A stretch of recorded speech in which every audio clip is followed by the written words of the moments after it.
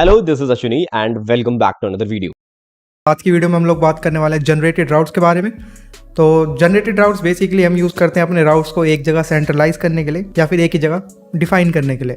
मतलब कभी भी तुम एक बड़ी ऐप बनाने जाओ, चाहे तुम प्रोवाइडर यूज़ करो, ब्लॉक यूज़ करो, कुछ भी यूज़ करो, तो वहाँ पे जनरेटेड राउट्स काफ़ी इंपॉर्टेंट है। तो जनरेटेड राउट्स पे मैंने सोचा एक वीडियो बनाया था। तो इसी के साथ स्टार्ट करते हैं। ओके, तो सबसे पहले यहाँ पे एक सिंपल सी एग्जांपल ऐप है। यहाँ पे ज़्यादा मैंने कुछ खास नहीं किया है, सिंपल एक काउंटर है और 3 पेज पे अलग अलग 3 काउंटर्स हैं।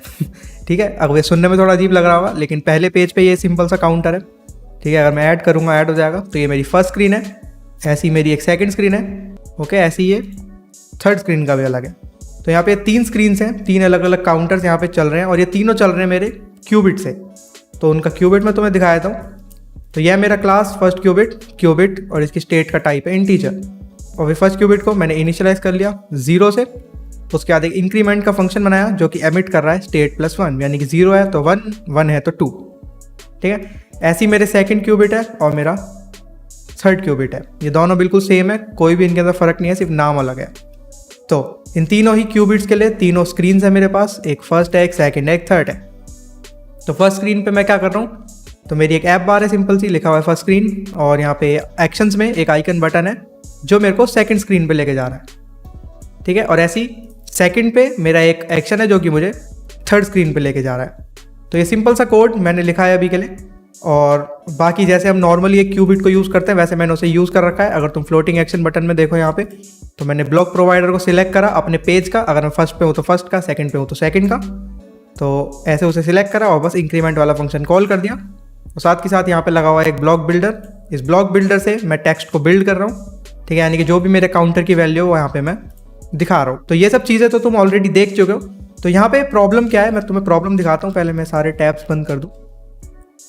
तो मैं खोलता हूँ सिर्फ फर्स्ट, सेकंड और थर्ड अपनी स्क्रीन्स। ठीक है, हमें अभी के लिए क्यूबिट से कोई मतलब नहीं है, स्क्रीन से मतलब है। तो स्क्रीन पे हो क्या रहा है, मान लो मेरे को अगले पेज पे जाना है, यानी कि मुझे सेकंड पेज पे जाना है फर्स्ट पेज से। तो मैं लिख रहा हूँ navigator.push कॉन्टेक्स्ट मटेरियल पेज राउट। ठीक है, इसके अंदर बिल्डर में फिर मैंने ब्लॉक प्रोवाइडर लगाया, क्योंकि तुम जानते हो ब्लॉक को यूज़ करने से पहले ब्लॉक को प्रोवाइड भी कराना पड़ेगा।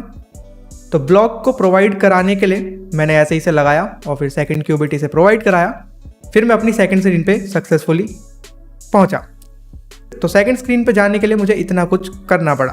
अभी तो मैं फर्स्ट से सेकंड पे जा रहा हूँ, लेकिन मान लो मैं कहीं और से सेकंड पे जा रहा हूँ। ठीक है, मेरी कोई और स्क्रीन होती 5th, 6th, 7th और उसके बाद मैं चाहता हूँ फिर से सेकंड आ जाए। ठीक है, ऐसा केस मतलब तुम्हारी ऐप्स के अंदर काफ़ी हो सकता है। जैसे लॉगिन के लिए हो सकता है, साइनअप के लिए हो सकता है, कुछ भी हो सकता है। तो उस केस में क्या होगा, अगर तुम फिर से यही चीज़ लिखोगे तो कोड रिपीट होगा। और मान लो इन फ्यूचर तुम सेकंड क्यूबिट के अंदर कोई चेंजेस करो या फिर सेकंड स्क्रीन के अंदर कोई चेंजेस करो, मान लो इसके आर्ग्यूमेंट चेंज कर दो या फिर इसका नाम ही चेंज कर दो, कुछ भी कर दो, तो तुम्हें वो चीज़ 2-3 जगह पे करनी पड़ेगी। यहाँ पे यानी कि जहाँ पे भी तुमने navigator.push लिखा होगा वहाँ पे तुम्हें अपने क्यूबिट के चेंजेस उसे बताने पड़ेंगे ठीक से। तो इसीलिए हम क्या करते हैं, हम डिफाइन कर लेते हैं जनरेटेड राउट्स, यानी कि पहले से हम कुछ स्ट्रिंग्स बना के रख लेते हैं जो कि हमारे राउट्स को डिफाइन करती हैं। फिर सीधे हम नेविगेटर को पुश करने की जगह हम करते हैं navigator.push named। ठीक है, मैं तुम्हें दिखाता हूँ कैसे बना सकते हैं हम वो। तो मैं एक फाइल बनाऊंगा नई राउट्स नाम से। ठीक है, routes.dart। तो एक क्लास बनाते हैं राउट्स, ये आ गई। तो अब इसके अंदर हमें एक फंक्शन बनाना है जो कि हमें राउट देगा। ठीक है, तो राउट हमारे इस फंक्शन का डेटा टाइप हो गया, यानी कि उसका रिटर्न टाइप हो गया। ठीक है, इसके अलावा मैं इसका नाम लिखूंगा ऑन जनरेट राउट। तो ये हो गया। अब ये जो राउट ऑन जनरेट राउट है, इसके अंदर हमें मिल जाएगी अपने राउट की सेटिंग्स। ठीक है, अब ये सेटिंग्स क्या चीज़ है, ये राउट सेटिंग्स है बेसिकली कि हम किस राउट पे जाना चाह रहे हैं, यानी कि उस राउट का नाम, उस राउट को लेके जो हमने आर्ग्यूमेंट्स पास करे हैं वो सब हमें इस सेटिंग्स के अंदर मिल जाएंगे। सबसे पहले हमें क्या करना है, ये जो सेटिंग्स है इसके अंदर तुम्हें मिल जाएगा नेम। ठीक है, यानी कि जिस राउट पे मैं जाना चाह रहा हूँ उसका नेम तुम्हें इस सेटिंग्स के अंदर मिल जाएगा। तो मैं क्या करूँगा स्विच settings.name पे। मान लो मैंने एक पहला केस बनाया /first, यानी कि मैं अपनी फर्स्ट स्क्रीन पे जा रहा हूँ। तो अगर मैं इसे दूं /first, यानी कि अगर मैं /first कहीं भी अपनी ऐप के अंदर लिखूंगा तो मैं कौन से पेज पे जाना चाहता हूँ, मैं जाना चाहता हूँ अपने फर्स्ट वाली पेज पे, यानी कि फर्स्ट स्क्रीन पे। तो मैं क्या करूँगा, मैं यहाँ से रिटर्न कर दूंगा एक मटेरियल पेज राउट,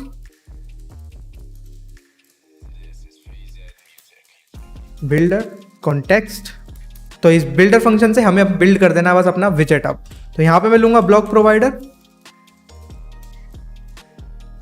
इसके अंदर आ जाएगा मेरा क्रिएट। तो बना देते हैं अपना फर्स्ट क्यूबिट, इसके साथ साथ चाइल्ड में आ जाएगा मेरा फर्स्ट स्क्रीन। ठीक है, तो मेरा जो पहला वाला राउट है यानी कि स्लैश फर्स्ट, अब वो यहाँ पे हो चुका है डिफाइन। यानी कि अब मेरे को बार बार हर जगह पे ब्लॉक प्रोवाइडर वहां पे नहीं लगाना पड़ेगा, मुझे सिर्फ ये स्लैश फर्स्ट लिखना है। अगर मैं स्लैश फर्स्ट लिखता हूं तो मैं ऑटोमेटिकली अपने फर्स्ट स्क्रीन पे भी आ जाऊंगा और साथ के साथ ब्लॉक प्रोवाइडर भी मेरा प्रोवाइड हो रखा होगा वहां पे पहले से। तो अब चलते हैं अपनी मेन फाइल में। अब यहाँ पे हमें थोड़े से चेंजेस करने हैं। तो अभी हम ऐसे होम पे जा रहे हैं। अब होम पे जाने की जगह हम क्या करेंगे, इसे हटाएंगे। अब हम यहाँ पे देंगे ऑन जनरेट राउट। तो इस ऑन जनरेट राउट के अंदर तुम्हें अपना वो वाला फंक्शन रखना है यहाँ पे। ठीक है, तो हम क्या करेंगे, इस राउट वाले फंक्शन को मार्क कर देते हैं स्टैटिक। ये हो गया।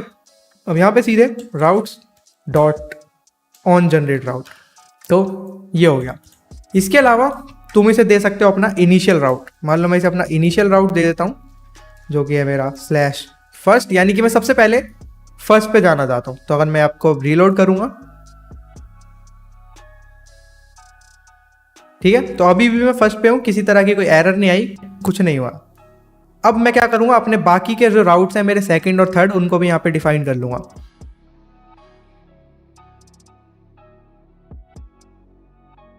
ठीक है, तो देख सकते हो ऐसे तुम्हारा काम काफी आसान हो जाएगा। तुम्हें हर जगह ब्लॉक नहीं करना पड़ेगा प्रोवाइड, यानी कि कोड के अंदर नहीं होगी वो चीज़ अलग से यहाँ तुम्हारे राउट्स वाली फाइल में हैंडल होगी। और ऐसे अगर तुम्हें इन फ्यूचर क्यूबिट के अंदर कुछ चेंज करना पड़ता है या स्क्रीन के आर्ग्यूमेंट्स में कुछ चेंज करना पड़ता है, तो वो सीधे सीधे यहीं पे हो जाएगा। तो अब मैं क्या कर सकता हूँ, ये स्लैश सेकंड और स्लैश थर्ड को यूज़ करके सीधे अपने उस सेकंड थर्ड पेज पे जा सकता हूँ। यानी कि अगर मैं फर्स्ट पेज पे जाऊँ, यहाँ पे ये लिखने की जगह इतना बड़ा, मैं क्या कर सकता हूँ, सीधे navigator dot push named context और अपने राउट का वजह से नेम दे दो यहाँ पे। तो तुम देख सकते हो इन दोनों चीज़ों में फ़र्क। ठीक है, तो यहाँ पे तुम्हें इतना सारा कोड लिखना पड़ेगा हर बार, और इसके लिए अब तुम्हें बस एक लाइन लिखनी है और तुम ऑटोमेटिकली सेकंड पेज पे आ जाओगे। साथ के साथ ब्लॉक भी प्रोवाइड हो रखा होगा। तो इसे हटाया, ये हो गया। ठीक है, अगर मैं जाऊँ सेकंड पे, मान लो मैंने ऊपर एरो पे टैप करा, तो ये आ गया मेरा सेकंड पेज और अभी भी मेरा काउंटर जो है वर्क कर रहा है।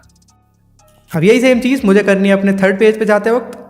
तो सेकंड पे जाऊँगा, यहाँ पे navigator dot push named context और फिर राउट नेम मेरा क्या है, राउट नेम है मेरा स्लैश थर्ड।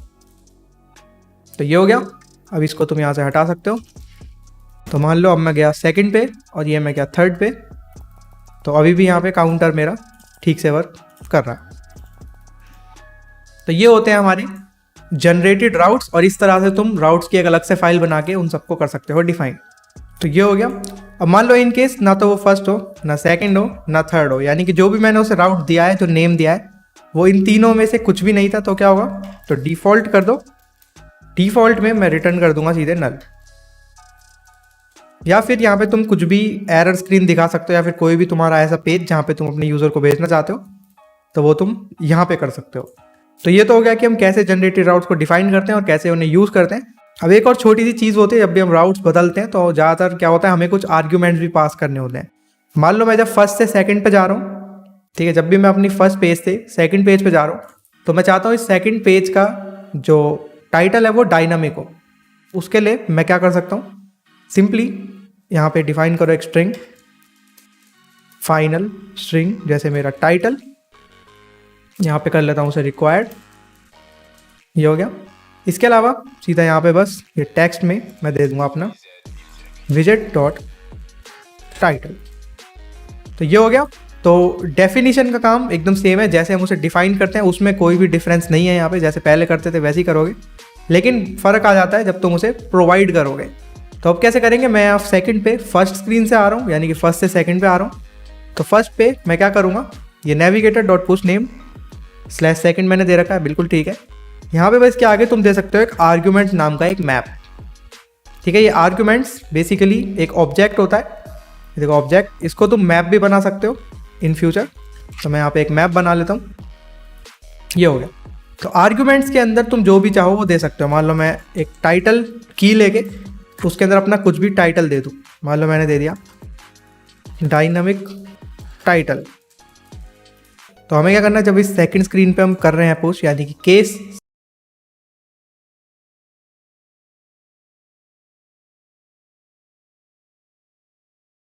इसके अंदर मैं क्या करूंगा, अपने आर्ग्यूमेंट्स फैच कर लूंगा। तो एक बनाते हैं मैप